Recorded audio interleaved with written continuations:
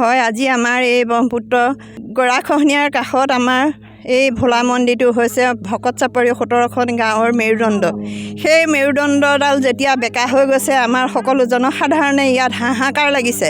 মুখত পানী নাইকিয়া হৈছে, পেটত ভোক নাইকিয়া হৈছে, ৰাতি টোপনি নাইকিয়া হৈছে। সকলো ৰাইজে গোট খাই অন্য উপায় নাপায় চৰকাৰৰ পৰা বহুতো ব্যৱস্থা বিচাৰে যদিও চৰকাৰে দিছোঁ বুলি কয়, আমাৰ ইয়াৰ সুৰক্ষাৰ কোনো ফলাফল আমি নেদেখিলোঁ।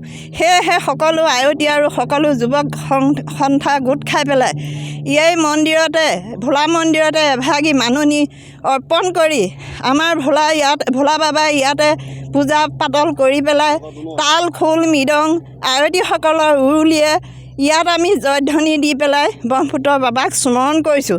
ব্ৰহ্মপুত্ৰ বাবাই যে এই জনসাধাৰণৰ প্ৰতি সুৰক্ষা কৰি এৰি থৈ যায়, ইমান উপায় আমি তেওঁৰ ওচৰত কাতৰ প্ৰাৰ্থনা কৰিছোঁ।